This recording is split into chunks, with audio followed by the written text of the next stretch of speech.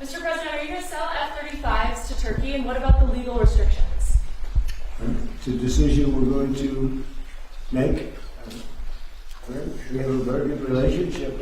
I would think that many people, I can tell you, many people, including the people sitting right here, thinks, why wouldn't we do that? We have a better relationship with Turkey, and Turkey's been in many ways much more loyal than other countries that we think would be loyal. So, yeah, something certainly we would consider. It's a great plane. It's the best, currently the best plane by far. And it's certainly something we will consider, yeah. We didn't need any help at all. And in a way, I was testing people. I was testing to see whether or not they'd be there, because I've long said that we help them, but I'm not sure that they'd be there for us. And Italy turned us down, and Germany turned us down, and France turned us down. And it's okay. But, why are we spending hundreds of billions of dollars and they're not there for us? We've always been there for them. Ve bu ziyaretin ne kadar önemli olduğunu özellikle ifade etmek istiyorum. And I would like to express how important this summit is that we are here gathering for. NATO Liderler Zirvesi'nin bugün Ankara'da yapılıyor olması ve tüm liderlerin şu anda ülkemizde bir araya gelmesi, yarın değerli dostum Sayın Trump'la birlikte olması bizlere ayrı bir güç katacaktır. The fact that we are convening here today for the NATO Ankara summit and that all the leaders are arriving and have arrived, and we will be executing the NATO summit tomorrow with the presence of President Trump, which will be adding might and strength to our summit. Kendilerine tekrar hoş geldiniz diyorum. Once again, I would like to say welcome, Mr. President. Well, I want to thank you very much. As everybody knows, it's been very much reported. We are great friends. The President has done an incredible job. Just landing at the airport, to see such a beautiful airport, and to have a building named after me. I was very happy about that. That was very nice. The airport is absolutely beautiful. The roads coming in were brand new and beautiful, and you've been a great leader and a respected leader all over the world, and we really do. We've had right from the beginning good chemistry. We've had a very special relationship. Turkey has become, under the President, a very powerful country militarily. People don't know how powerful, actually.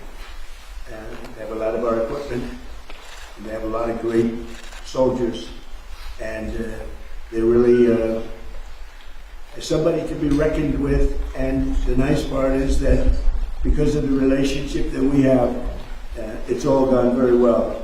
I just want to say that I have a lot of respect for the President, and I think it's really to the benefit of both countries. We're going to be talking today about trade. We're going to be talking about other things having to do with the military, lots of different things. Probably we'll mention Iran, where we have essentially decimated their military. They cannot have a nuclear weapon. And we're going to have some very good discussions. But we do a lot of trade with Turkey. We make great things, and they make great things, and we've had it's had a very big impact on both of our countries. So I just want to tell you that it's an honor to be with you, and we're going to have a lot of good meetings. We're going to have good dinners, good food. We're going to have a good time, but mostly we're going to have a lot of work, and we're going to do good things for our countries. Thank you very much, Mr. President. Thank you.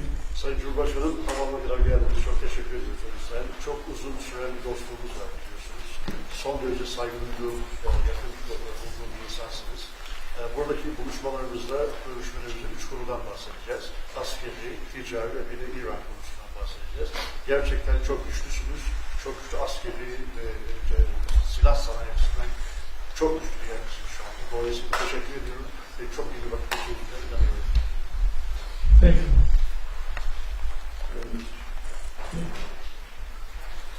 Mr. President, are you going to sell F-35s to Turkey, and what about the legal restrictions? It's a decision we're going to make. We have a very good relationship. I would think that many people, I can tell you, many people, including the people sitting right here, thinks, why wouldn't we do that? We have a better relationship with Turkey, and Turkey's been in many ways much more loyal than other countries that we think would be loyal.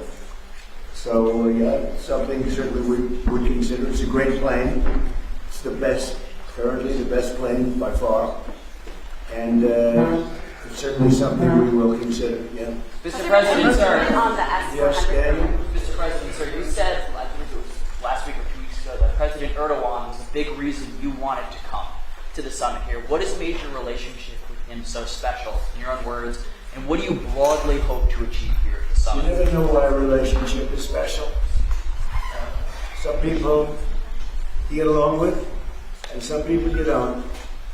Sometimes you get along with the toughest people, like him, and sometimes you don't get along with the weakest, most pathetic people. You just don't get along. Maybe you don't respect them, but from the day we met, we got along. We had a pastor, so I remember his name was Pastor Brunson, and it was a very big thing, and it was very traumatic. He was sentenced to a long-term prison sentence, and I felt he was innocent, and I called, other people called, they got nowhere. I called the president, and he released him immediately. It was something that the evangelical community will never forget. And he was a good man, Pastor Brunson. So, just things like that, we just it's always worked out. And I think it's been from the very beginning, from the first moment. I said it before, it's a chemistry that works between us. There were those that I don't have a good chemistry with, I will tell you that. And we worked that out too. Mr. President, are further troop drawdowns in Europe likely? Are you likely to announce further troop drawdowns in Europe? Say it? Are further troop drawdowns in Europe likely? And are you satisfied with the progress that NATO allies have Well, made? we're going to see. I was very disappointed with NATO. And frankly, if it weren't held in Turkey, where my friend happens to be a very strong leader, a very strong person, it's possible that I wouldn't have attended. I felt I had to attend because of the fact that, I know he's gone all out. It was a big thing to have NATO come to Turkey or any place else. It's a big thing. But we weren't treated well because we did something in Iran. We don't need anybody's help. I didn't even want their help. But before I asked, they said they wouldn't be there. And we've invested trillions of dollars in NATO. Why? To protect European countries and others, Canada, etc., but to protect people, countries from, generally speaking, it used to be the Soviet Union, now it's Russia. And I say that's fine, but you would think that they'd be very willing to do something to help us. And they really weren't. In the case of the United Kingdom, the Prime Minister, I guess he's no longer there, maybe because of this. It was a very unpopular thing he did. He said, no, we'll help after the war is over. I said, I don't need that kind of help. We didn't need any help at all. And in a way, I was testing people. I was testing to see whether or not they'd be there, because I've long said that we help them, but I'm not sure that they'd be there for us. And Italy turned us down, and Germany turned us down, and France turned us down. And it's okay. But, why are we spending hundreds of billions of dollars and they're not there for us? We've always been there for them.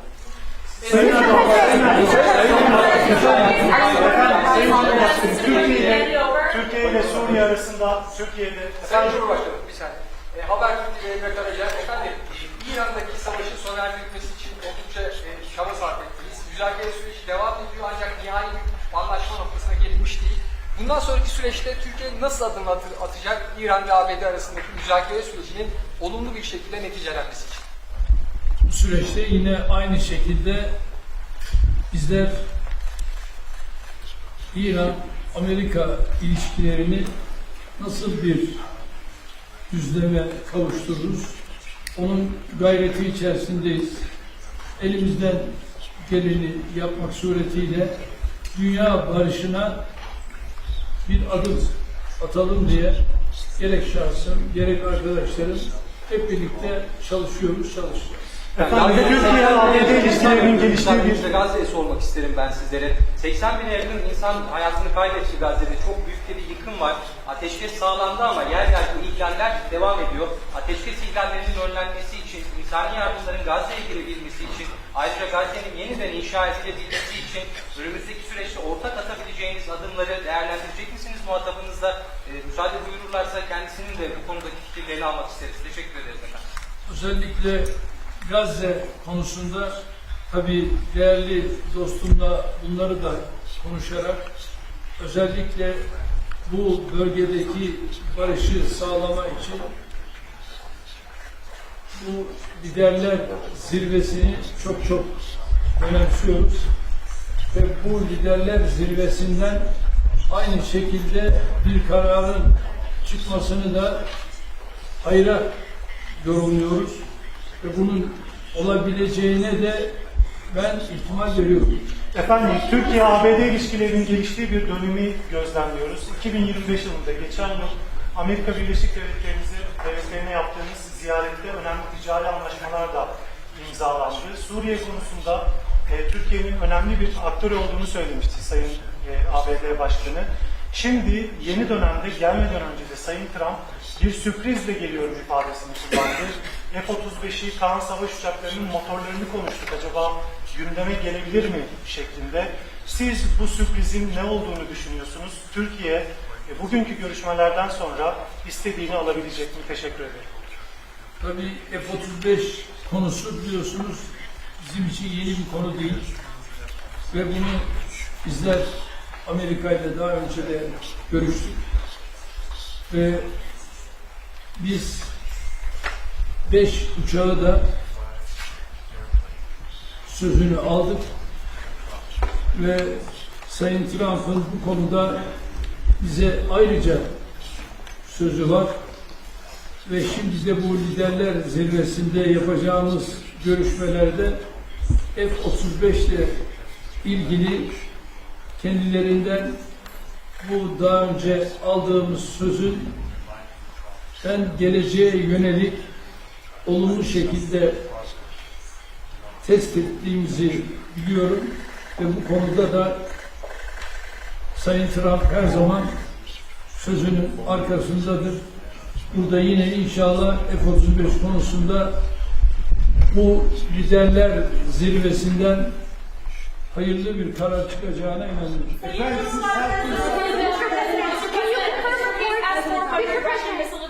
Going to be handed over to a third party as part of any deal with F-35s? What does that mean? Is it going to be handed over to a third party? Is that not part of the deal? Third party? What is the third? With respect to what? There's our concerns about the Russian missile defense system. Do you have those concerns about this system? Are they going to have to... No concerns at all about anything. I mean, he's a leader of a country that he's made a much better country, much more powerful country, and you see it. I mean, it's beautiful. You get off the roads up here, like, it's an amazing thing. Now, I have no concerns about anything having to do with Turkey. The relationship, I would say the relationship with Turkey right now is better probably than it's ever been. It was good in my first 4 years, but I think now it's probably even better than that, if that's possible. Mr. President, so U.S. military and Turkish military constitute a really strong and large military base for NATO. Are we expecting further defense cooperation out of this bilateral meeting, out of this NATO summit here in Ankara? Well, we're going to find out when I go there. We're going to find out. We're going to be having meetings. I'm very friendly with many of the leaders. Some of them are new. We don't know them. I've been doing this for now sort of a long time. If you count the 4 years when we had a rigged election, I was very much into politics then too. But I spent the first 4 years. I spent 4 years in a little different state, and then we've had an amazing, probably the best year maybe ever had by an American president. When you look at the economy, we have the greatest economy we've ever had. We have $19 trillion, $19.2 trillion to be exact, being invested in the United States. That's 7 or 8 times more than it's ever. It's a world record, not just a U.S. record. And I just read where, in fact, coming over, I was in the car with those beautiful horses, those great riders, those great soldiers, and it came over the wires that Toyota is moving out of Mexico into the United States and building one of the biggest truck and car plants ever built. It's amazing. That's what tariffs do, properly used. And so we've never had a more exceptional economy or potential economy. There's never been anything like it. Under the last administration, they did much less than $1 trillion of investment coming in. And we're at 19.2 trillion in actually the first 12 months, because that's where it's, really, so we're there a year and a half, so that number is now substantially higher. But 19.2 trillion, Scott, for a period of 12 months. Nobody's ever seen anything like that. So we have by far the greatest economy. We have more jobs right now in the United States than ever before. And we have a great relationship with some countries on trade, and Turkey happens to be one of them. Dünya 5'ten büyük. Efendim, Sayın Cumhurbaşkanı, siz her fırsatta Dünya 5'ten büyüktür, daha adil bir dünya mümkündür diyorsunuz. Bugün konuğunuz Sayın Trump, ABD Başkanı, onun da zaman zaman küresel sistemin mevcut durumuna ilişkin eleştirilerini biliyoruz. NATO'nun iki en büyük askeri gücü olarak bu noktada, bu eleştiriler doğrultusunda ortak bir adım, ortak bir girişimde bulunması önümüzdeki süreçte söz konusu olabilir mi? NATO'da iki önemli ülke olarak gerek Amerika gerekse Türkiye, bizler bu liderler zirvesinden de dayanışma içerisinde güçlü bir çıkışı sağlayacağız ve bunu da başaracağımıza inanıyoruz. Sayın Cumhurbaşkanı, 24 muhabiri Yağmur Yıldız, Rusya-Ukrayna savaşı konusunda savaşın başından bu yana ara buluculuk tesis ettiğiniz iki ülkenin Dışişleri Bakanlarını Antalya Diplomasi Forumu'nda bir araya getirdiniz. İstanbul'da çok önemli müzakereler yürüttünüz. Bu zirve kapsamında da Sayın Trump'ın Sayın Zelenski ile görüştüğünü biliyoruz. Nihai aşama olarak hangi noktadayız? Savaşın sonlanması konusundaki Trump'la ilişkin değerlendirmeniz nedir? Teşekkürler.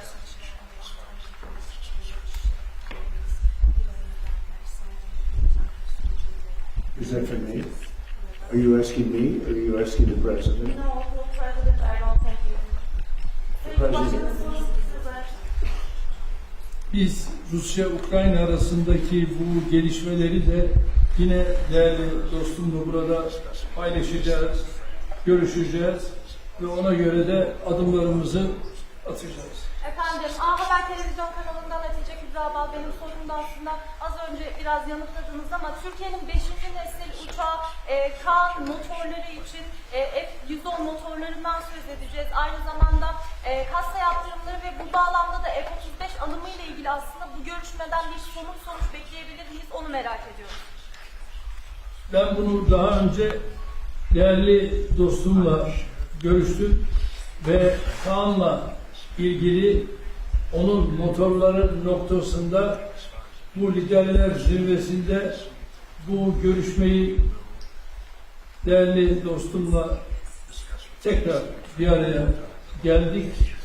Onu görüşeceğiz ve inanıyorum ki bununla ilgili bize verdiği müjdeyi burada da tekrar edecektir ve bu müjdeyle de herhalde liderler zirvesinde kendisine teşekkür edeceğiz.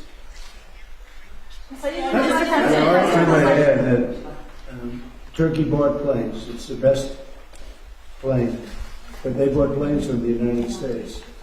And when you buy a plane from the United States, if there's engine rehab and other things that are done to engines, there's various things that happen, including just maintenance. I think we have an obligation to maintain engines and help them maintain engines. When you buy a plane from us, what are we going to say? You're buying a plane if the engine needs work or if the engine has to be rehabilitated or even upgraded somewhat, but I think we have an obligation to do it. What are you going to do? Say, I'm not going to do that? Look, Turkey's been, I know, a lot of people don't agree, although I think with time they're starting to agree. Turkey has been a great ally for us. Turkey could have gone on the side. They know Iran very well, and they know the problems with Iran. But they've been very instrumental, along with a couple of other countries, of helping. They could have gotten into the fight. And I hear some people saying about their relationship with Israel. They could have gotten into the fight. They're a very powerful military nation. They didn't do that. Maybe they didn't do that because of me. But they could have gotten into the fight on the other side. They are a nation that's been very, very good. And I can speak for myself as president. They've been extraordinary in many ways with respect to our relationship, including trying to end the war with Iran, or whatever you call it. It's not even a war, it's a military operation. It's a denuclearization. That's really what it is, of Iran, because I don't think he wants to see them have a nuclear weapon either. I'm pretty sure of that. In fact, I'm totally sure of that. So, but when they buy a product from us, whether it's a plane or anything else, when it's time for maintenance, I think don't we have an obligation to help them? What are we going to do? Say we're not going to let you use the product that you spent a lot of money in buying? And especially when it's been somebody that frankly has been more helpful to the United States than many other more traditional countries. Mr. President, you will meet President Zelensky tomorrow, sir. You will meet President Zelensky tomorrow. Should we expect a breakthrough soon? Where are we at Ukraine talks? I do. I had a very good talk with President Putin, who, by the way, has a lot of respect for him. President Erdogan, a lot of respect for him. We had a long talk yesterday. It lasted a long time. And I also spoke with President Zelensky right after that. I think they both want to make a deal. It's too bad it took so long, but I think there's going to be, something's going to come out, and the president's also helping us with that, but I think there's something, I settled 8 wars, and I think we're going to be settling a 9th. It doesn't seem likely now, but sometimes with war, I see when it's least likely, that's when it happens. I had a very good talk with President Putin. I had a very good talk with, I would say as a combination, a lot of times I'd do well with Putin and Zelensky would be a problem, or vice versa. Zelensky would be great, and Putin would be. They both want to get it settled now. More than that, that's all I do in my life is deals. I know deals. And I think I think we're going to get it settled. Hopefully soon. Last month, 35,000, mostly soldiers, died. The month before that, it was 24,000. The month before that, it was 27,000. And the month before that, it was 29,000. But last month, it was 35,000 young soldiers, mostly soldiers, died. And that's crazy. Sayın Cumhurbaşkanım, savunma sanayi işbirliklerinden bahsediyoruz, ancak savunma sanayi işbirliğimizi sürdürebilmemiz için Amerika'nın katsayı yaptırımlarını da kaldırmış olması gerekiyor. Sayın Büyükelçi Barak burada, kendisinin bu konuda aslında mesajları da oldu geçtiğimiz aylarda. Sayın Başkanım da bu konuda olumlu düşündüğünü biliyoruz. Hem ticaret hacmi hedefine ulaşmak, hem de NATO zirvesinde burada Sayın Trump gelmeden önce de açıkladılar. Aslında Türkiye'nin hattıyla zirveye katıldığını da açıkladılar ama aynı zamanda katsayı yaptırımlarının Türkiye'ye uygulanıyor olmasında bir tezat olduğu düşünülüyor. Bu noktada, bu görüşmede artık somut bir netice alınabilir mi? Ayrıca siz bunu gündeme taşıyacaksınızdır. Muhtemelen Sayın Başkan'ın da bu konudaki düşünceleri de alabilirsem mutlu olurum. Teşekkür ediyorum. I can tell you, we're going to be taking the sanctions off. Okay? I don't want him to waste his time answering that question because we're working very closely with Marco Rubio, very famous man, great Secretary of State, and with Scott Bessent, and with Pete and everybody else. We're going to be taking the sanctions off. It's time to do that.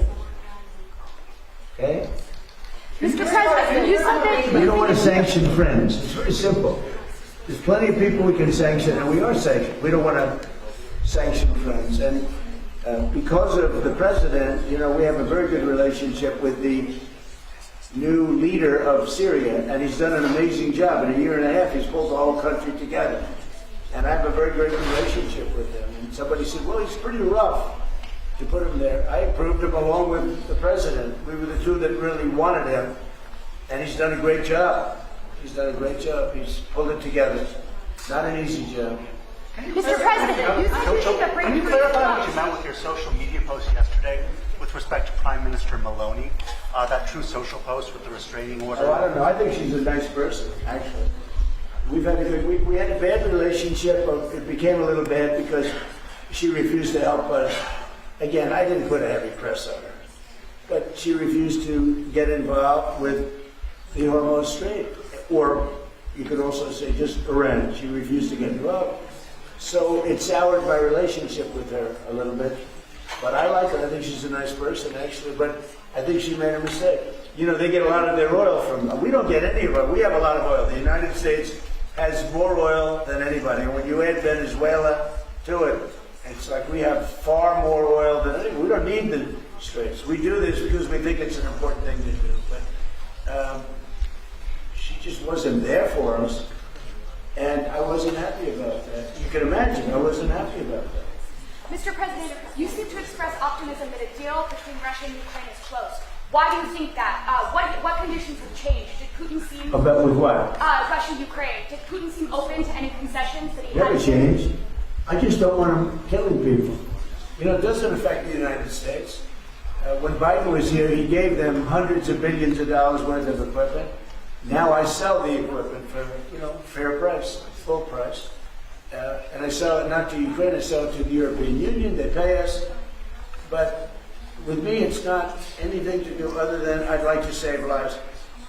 You have 25, 35, 30. One time I hit 41,000 a month souls. They're dead. They leave their mother in Ukraine. They leave their mother and father in Russia, Ukraine. They wave goodbye. And a week later, they're dead. It's crazy. And I would like to see it. It doesn't affect us. It's really, you know, it's far away. It affects Europe much more. We're there to help Europe. But it doesn't affect the United States. We have an ocean in between. But, you know, it's just, I can't stand watching what's happening. I've seen the pictures of those battlefields, and it's a drone war. It's a war of drones. It's a whole new technology.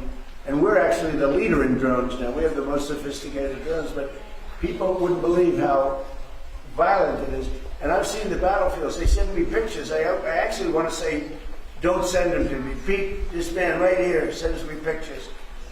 Pete Hexet. And I said, Pete, you know what? Doesn't help to look. I've never seen anything like it. It's carnage. And it should stop. Did Putin seem open to any concessions? Did Putin seem open to any concessions to end the war? Did Putin seem open to any concessions to end the war in your call with him? We get along very well with both, and we're going to get it settled. And President Erdogan is helping us get it settled, as he's helping with Iran.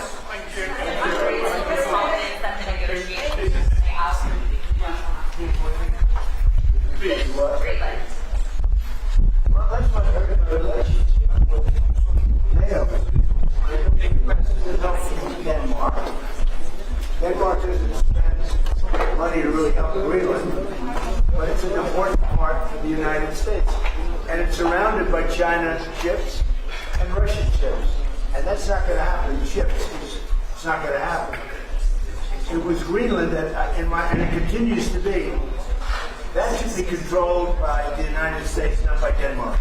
And when they wouldn't go along with it, and with all the money we spend to help them with Russia, and we don't have to spend any money, we could remove all of our soldiers out of Europe. Because as you probably noticed, Europe's a very different place than it was 20 years ago. A lot different, much different. Much different, and they better be careful with immigration and energy. If they're not careful with those two things, you're not going to have a Europe anymore. Mr. President,